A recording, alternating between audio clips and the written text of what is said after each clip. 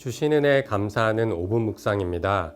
오늘 말씀은 열왕기상 4장 29절에서 34절로 하나님의 지혜가 열방으로 퍼지고 흘러가다는 제목으로 은혜를 나누도록 하겠습니다. 솔로몬 시대는 이스라엘이 가장 편안하고 번영을 누렸던 시기였습니다. 그러나 성경은 그 번영의 비결이 부나 군사력이 아니라 하나님께서 주신 지혜와 총명과 넓은 마음에 있었다고 말씀합니다.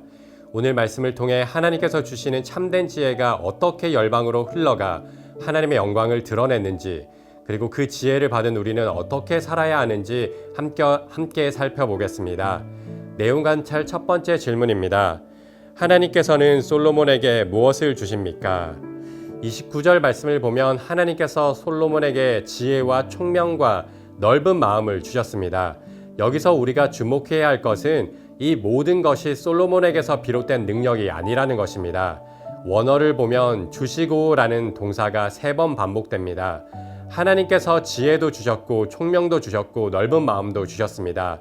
즉 솔로몬의 위대함은 스스로 무언가를 이루어낸 결과가 아니라 하나님께서 주신 은혜의 결과였습니다. 이는 앞서 열왕기상 3장에서 듣는 마음을 종에게 주사 주의 백성을 재판하여 선악을 분별하게 하옵소서라고 했던 솔로몬의 간구에 대한 하나님의 선하신 응답이었습니다. 또한 본문은 하나님께서 응답하여 주시되 심히 많이 바닷가의 모래같이 후히 풍성하게 은혜를 베푸셨음을 강조하고 있습니다. 먼저 하나님께서 주신 지혜는 단순히 지식이 많은 것을 의미하지 않습니다. 참된 지혜는 여호와를 경외하는 것에서 시작됩니다. 하나님을 아는 올바른 지혜를 소유할 때 우리는 세상을 성경적 시각으로 바라볼 수 있으며 하나님과 바른 관계를 맺을 때 다른 사람과 올바른 관계를 형성할 수 있습니다. 따라서 지혜란 다양한 관계와 복잡한 삶의 자리에서 하나님의 뜻대로 판단하고 올바른 결정을 내리는 거룩한 능력입니다. 또한 하나님께서 주신 총명은 눈에 보이지 않는 이면의 진실, 즉 문제의 핵심과 본질을 꿰뚫어보는 분별력을 의미합니다. 참과 거짓이 뒤섞인 혼란한 세상 속에서 무엇이 진리이고 거짓인지 가려내는 거룩한 통찰이자 영적 안목입니다. 마지막으로 하나님께서 주신 넓은 마음은 다양한 사람과 상황을 수용하고 포용하는 유연한 마음입니다. 이는 다른 사람의 감정에 공감하는 능력이자 불편하고 부정적인 환경과 복잡한 관계를 품고 조율하는 정서적 능력을 포함합니다. 따라서 넓은 마음은 하나님의 마음으로 사람을 바라보고 하나님의 사랑으로 품어내는 능력을 의미합니다. 두 번째 질문입니다. 솔로몬의 지혜는 어떠하며 그의 이름은 어디까지 퍼집니까? 30절과 31절은 솔로몬의 지혜는 동쪽 모든 사람의 지혜와 애굽의 모든 지혜보다 뛰어났다고 말씀합니다. 당시 이스라엘 동쪽인 메소포타미아 지역과 남쪽 애굽은 고대 문명의 중심지였습니다. 천문학, 법률과 행정, 지혜문학 등 다양한 학문이 발달하였고 수많은 현자들이 활동하던 곳입니다. 그런데 솔로몬은 당대 그 어떤 지혜자보다 더 지혜로워 그의 명성이 주변 모든 나라에 퍼졌습니다. 이어진 본문은 솔로몬의 지혜가 한 분야에 한정된 것이 아니라 시와 노래, 식물과 동물 등 창조 세계 전체에 대한 지혜가 뛰어났음을 알려줍니다. 이러한 기록은 솔로몬 개인의 영광을 말하기 위한 것이 아니라 그에게 지혜를 주신 하나님의 위대하심을 선포하기 위함입니다. 연구와 묵상입니다. 천하의 모든 왕은 왜 솔로몬의 지혜를 직접 듣고자 사람까지 보내기까지 합니까? 천하의 모든 왕들이 솔로몬에게 사람을 보낸 데에는 정치적, 외교적, 실용적인 다양한 이유가 있었을 것입니다. 어떤 왕은 동방의 그 어떤 지혜자보다 뛰어나다는 소문이 과연 사실인지 직접 확인하고 시험해보기 위해 사절단을 보내었을 것입니다.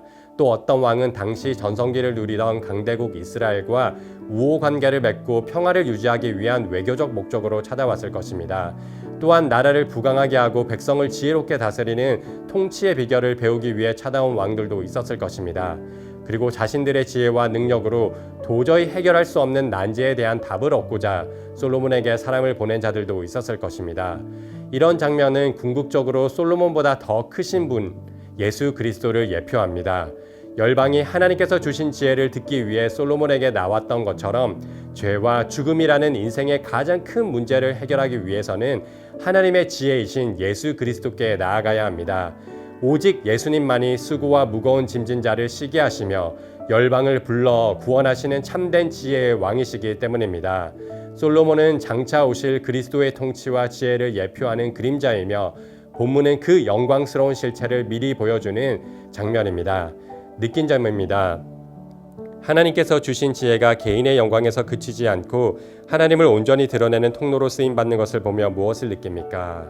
먼저 지혜는 단순한 지식이 아니라 삶을 윤택하게 하며 이 땅에 하나님의 통치를 실현하는 실제적인 능력임을 깨닫습니다. 솔로몬에게 주어진 지혜는 자신의 명성만 떨친 것이 아니라 백성을 이롭게 했고 이스라엘을 부강하게 하였습니다. 나아가 주변 나라에까지 선한 영향력을 끼쳤습니다.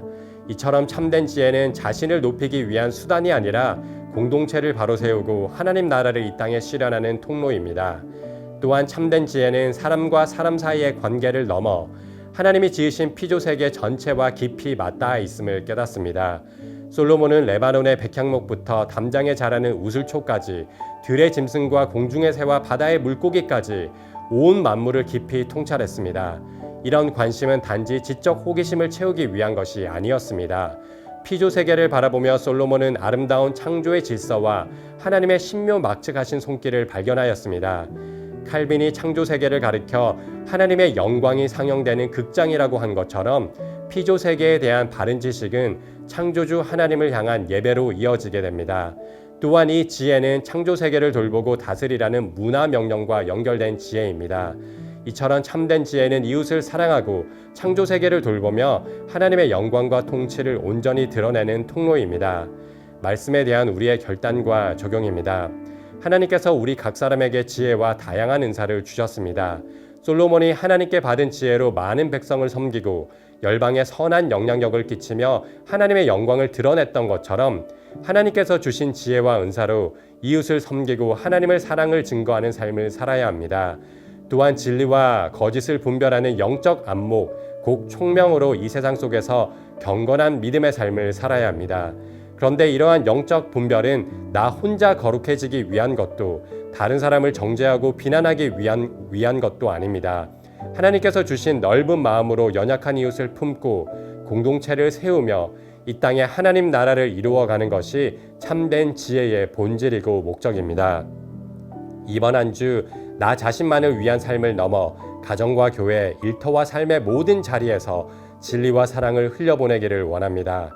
왕같은 제사장으로 하나님의 아름다운 통치와 영광을 드러내며 그 나라의 의와 평강과 희락을 증거하여 덕을 세우는 삶이 되시기를 소망합니다. 이 시간 함께 합심하여 기도하겠습니다. 하나님이 주신 지혜와 총명, 넓은 마음으로 이웃과 세상을 섬기고 선한 영향력을 끼치는 통로로 쓰임받게 하소서. 매일의 삶 속에서 진리를 분별하며 그 진리를 따라 살아갈 수 있는 지혜를 더하여 주시고 하나님의 영광을 드높이는 삶이 되게 하소서.